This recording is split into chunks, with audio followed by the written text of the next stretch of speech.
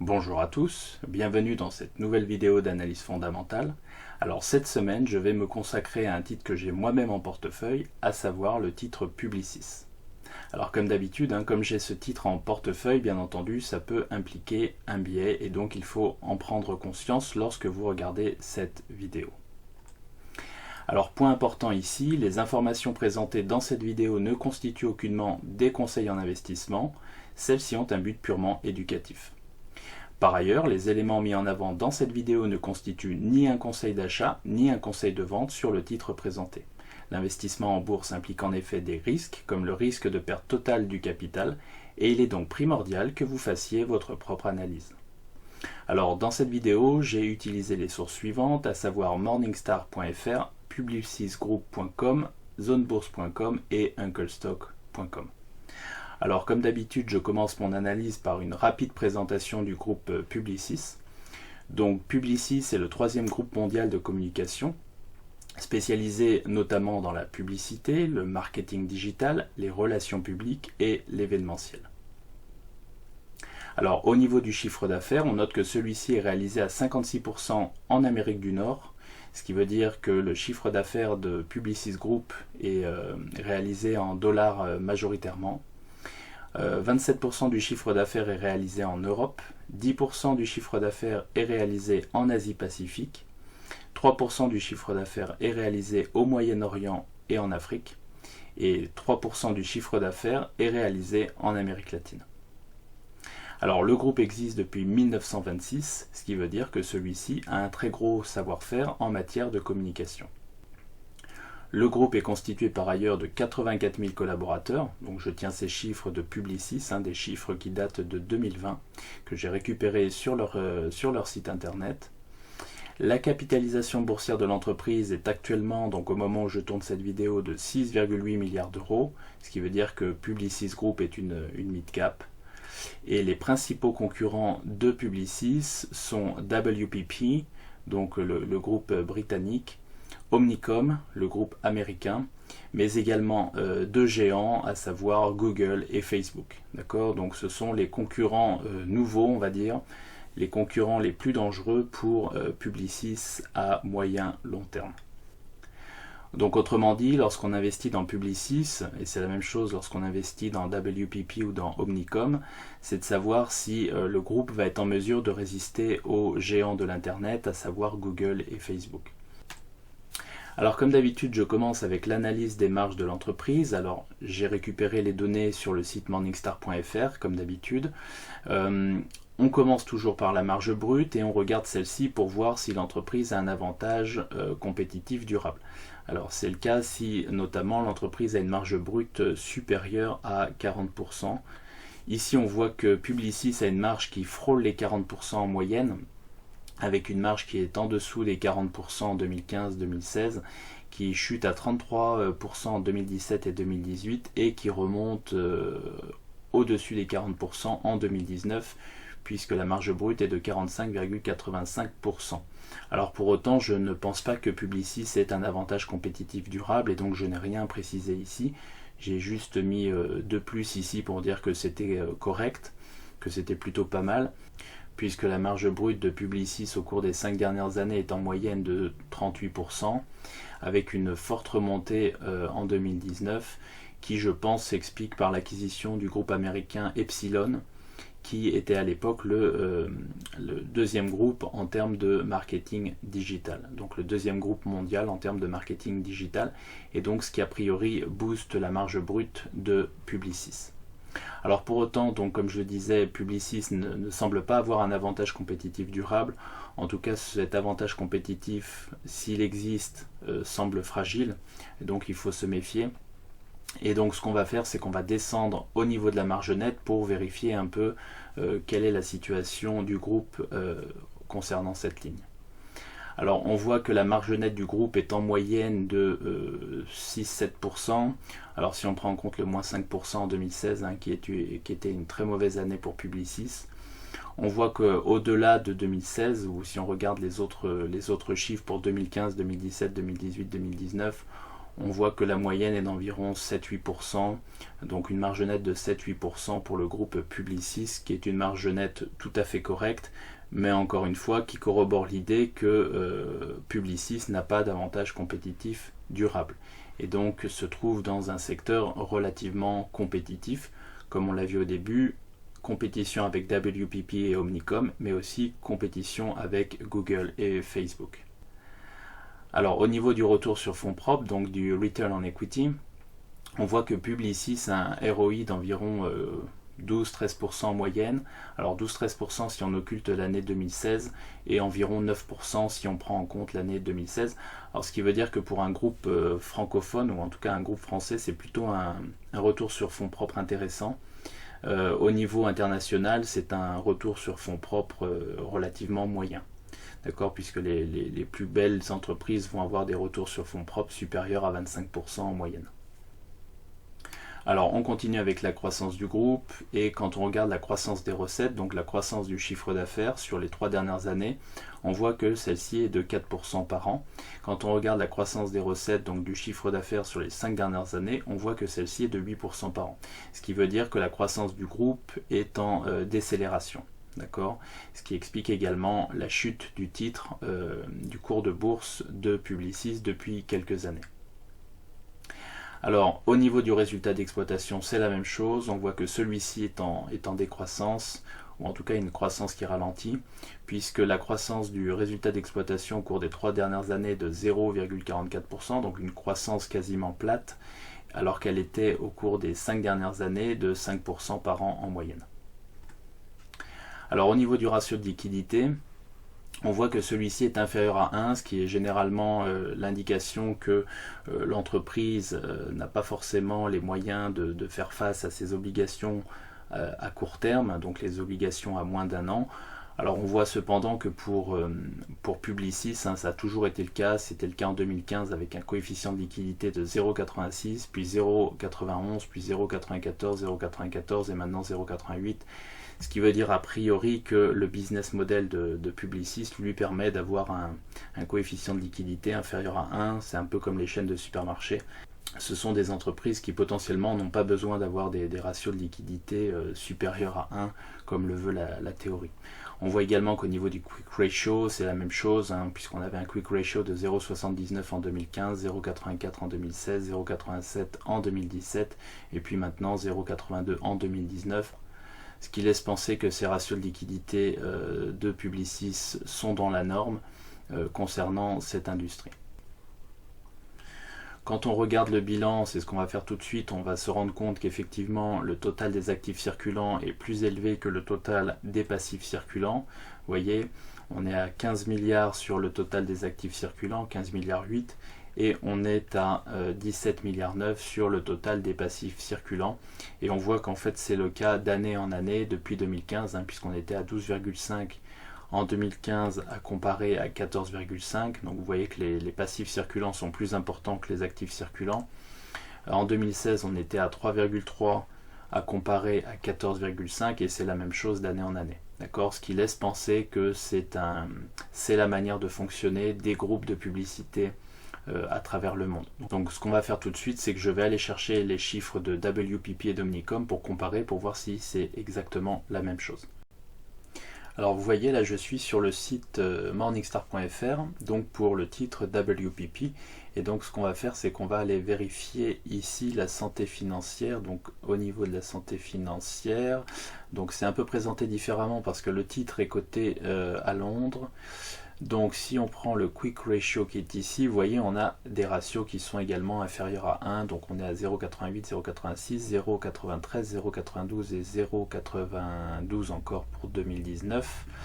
Et le coefficient de liquidité ici c'est pareil, 0,94, 0,92, 0,98, 0,96 et 0,99. Alors je vais faire la même chose pour le titre Omnicom, donc coté aux États-Unis. Donc si on regarde ici le coefficient de liquidité, c'est la même chose, vous voyez, on est sur un coefficient de liquidité inférieur à 1, puisqu'on est à 0,84, 0,91, 0,93, 0,90, 0,91. Et au niveau du quick ratio, c'est la même chose, on a même un quick ratio qui est plus faible pour Omnicom que pour Publicis. Voilà, alors je reviens à la trésorerie de Publicis. On voit que celle-ci est de 3,4 milliards, donc une belle trésorerie par rapport à la taille de l'entreprise. Au niveau des stocks, on voit que ceux-ci sont relativement flats au cours du temps, donc des stocks qui n'évoluent pas beaucoup au cours du temps, et ça paraît logique par rapport à la spécificité de Publicis, qui est un groupe de communication. Alors ce qu'on va faire, c'est qu'on va directement descendre au niveau des dettes long terme et pour regarder en détail l'évolution de celle-ci. Donc on voit qu'en 2015, les dettes long terme étaient de 2,9 milliards, puis 2,9 milliards, puis 2,7 milliards, puis 2,4 milliards. Et on voit que celles-ci sont remontées à 4,2 milliards en 2019. Ceci s'explique par l'acquisition du groupe Epsilon, dont j'ai parlé juste avant, qui était le deuxième groupe mondial en termes de marketing digital, et ce qui est censé apporter une croissance supplémentaire au groupe Publicis au cours des prochaines années.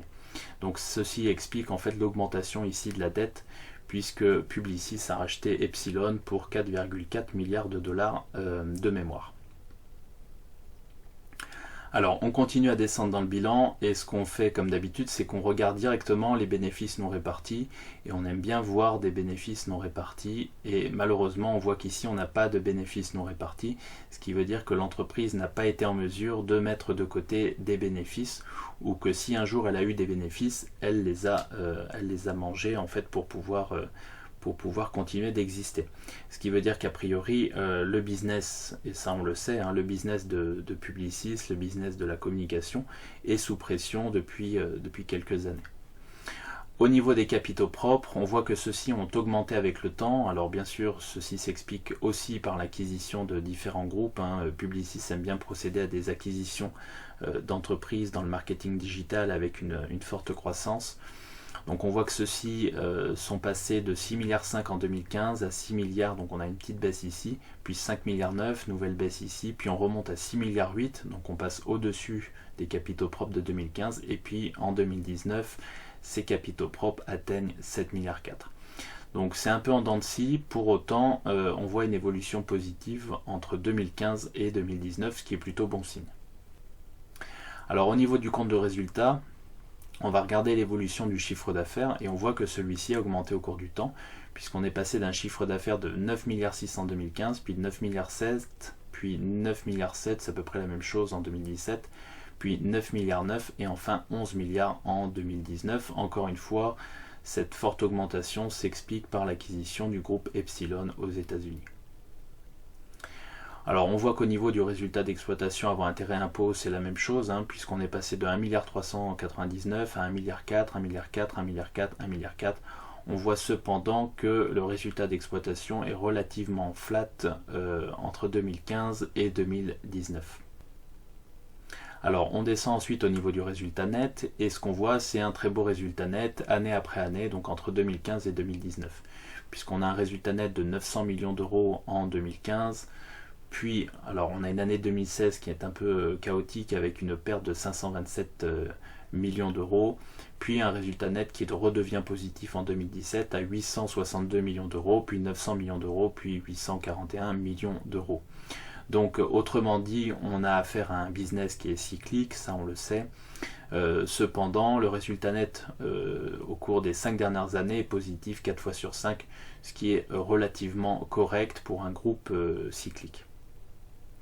Alors par contre au niveau du bénéfice par action, donc du BPA, on voit que celui-ci est relativement flat au cours du temps, et donc j'ai mis cette ligne en orange pour indiquer qu'effectivement on a un BPA qui n'est pas en croissance, et donc en soi ça peut être un problème pour les années qui viennent si l'entreprise n'est pas en mesure d'augmenter son bénéfice par action. Alors je continue avec les flux de trésorerie, donc les cash flows. Alors comme d'habitude, on regarde les flux de trésorerie nets fournis par les activités d'exploitation et on les compare aux flux nets de trésorerie utilisés pour les activités d'investissement. Alors on voit d'ailleurs ici en 2019, vous voyez, flux net de trésorerie utilisés pour les activités d'investissement à moins 4 milliards. Pourquoi? Parce que ça s'explique notamment par l'acquisition de l'entreprise Epsilon pour 4,4 milliards d'euros. Ce qui veut dire qu'a priori, l'entreprise a emprunté, a émis de la dette pour pouvoir acheter l'entreprise Epsilon et a payé une petite partie en cash. Alors on descend ici au niveau des flux de trésorerie. qu'on appelle également free cash flow ou cash flow libre. Et donc ce qu'on voit au niveau des flux de trésorerie, c'est que ceux-ci sont positifs d'année en année, ce qui est une très bonne chose, et extrêmement positif au cours des 2 dernières années, puisqu'on a un flux de trésorerie disponible d'1,7 milliard en 2018 et de 2,1 milliards en 2019. Ce qui veut dire que Publicis reste une cash machine. D'accord ? Ce qui veut dire que l'entreprise est potentiellement en mesure de verser des dividendes à ses actionnaires. Alors c'est ce qu'on va voir juste après. On va regarder les dividendes, et donc quand on regarde les dividendes, on voit qu'en fait l'entreprise, alors j'ai récupéré les chiffres depuis 2001, pourquoi? Parce que je voulais que des chiffres en euros, et donc j'ai récupéré les chiffres en 2001, donc on voit que le groupe versait 20 centimes d'euros en 2001 par action, puis 22 centimes, 24 centimes, 39 centimes. On a une baisse du dividende ici en 2005, puis le dividende remonte, 36 centimes, 50 centimes, 60 centimes, il se stabilise, puis 70 centimes, 90 centimes, et puis on continue à monter jusqu'à 2,12 € en 2019. Alors bien entendu, avec la crise sanitaire, le dividende 2020 a été coupé, et cette année de 1,15 €. Alors on peut penser que si le groupe est en mesure de croître avec l'acquisition d'Epsilon notamment, on peut imaginer que le groupe sera en mesure de payer un dividende supérieur à 1,15 €. Et c'est d'ailleurs ce qu'attend le consensus pour Publicis l'an prochain. Alors, comme d'habitude, je vais terminer avec quelques chiffres extraits de unclestock.com et de zonebourse.com. Alors, on voit que le cours au moment où je tourne cette vidéo est de 28,48 € et que le dividende cette année est de 1,15 €, ce qui nous fait un rendement du dividende de 4,04%.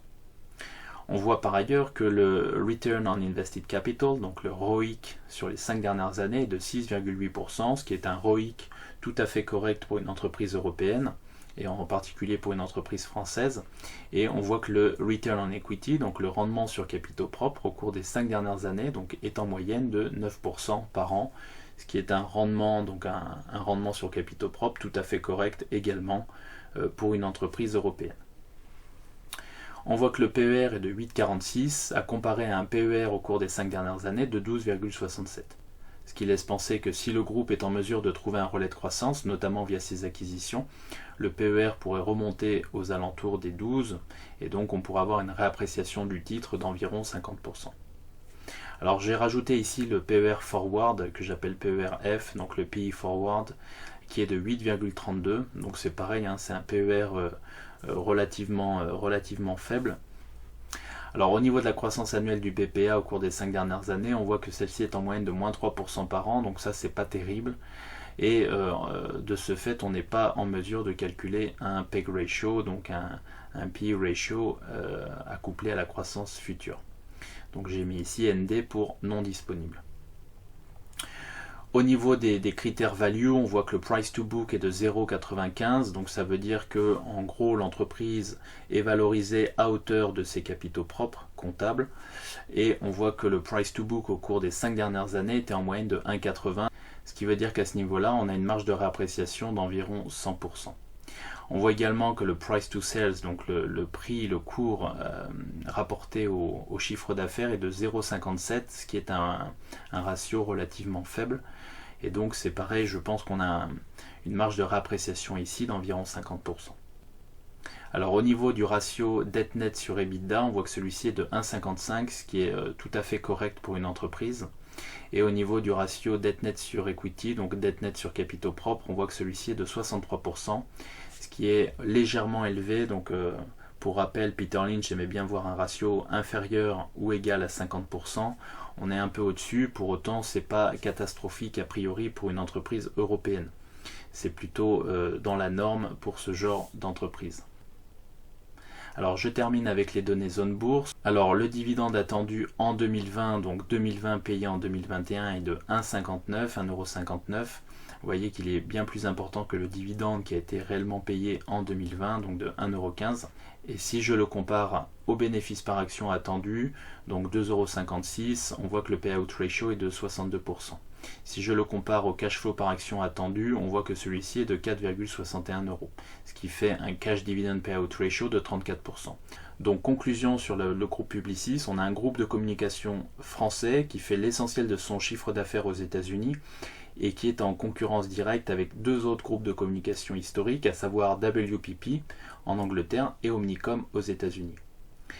Alors, on a également deux autres concurrents qui sont deux mastodontes dans la technologie, ou en tout cas dans le secteur Internet, et qui sont Google et Facebook, et qui rentrent directement en concurrence avec un groupe comme Publicis. Alors pour autant, il me semble que le groupe Publicis est en mesure de rivaliser à moyen long terme avec des groupes comme Google ou Facebook, puisqu'elle a un savoir-faire que ces groupes n'ont pas forcément. Alors un autre aspect important, c'est que, comme on l'a vu, le groupe Publicis est une mid-cap valorisée aux alentours de 6,8 milliards d'euros, ce qui veut dire que pour des groupes comme Google ou Facebook, c'est peanuts. Ça veut dire que si demain ces groupes décident de procéder à l'acquisition d'un groupe comme Publicis, d'accord, ça ne leur coûtera pas beaucoup d'argent. En tout cas, ce sera vraiment une goutte d'eau par rapport à la taille de ces géants de l'Internet. Alors un autre aspect important, c'est que potentiellement pour lutter contre des groupes comme Google ou Facebook, on pourra avoir un rapprochement entre les groupes Publicis et WPP d'un côté, ou Publicis et Omnicom de l'autre. D'accord ? Ce qui veut dire que potentiellement, l'un de ces groupes, donc Publicis, Omnicom ou WPP, pourrait faire l'objet d'une tentative d'OPA, en tout cas il me semble, ce qui pourrait donc bien entendu revaloriser le cours de bourse de ces entreprises. Alors, comme d'habitude, c'est une analyse personnelle. Bien entendu, je peux me tromper, et donc il est important pour vous de faire votre propre analyse et regarder un peu ce qui se passe dans le secteur de la communication, et notamment au niveau de WPP, Omnicom et Publicis. Voilà, si vous avez aimé cette vidéo, n'hésitez pas à mettre un pouce bleu. Si vous ne l'avez pas encore fait, je vous invite à vous abonner à la chaîne, et je vous dis à très bientôt pour de nouvelles vidéos. Allez, merci.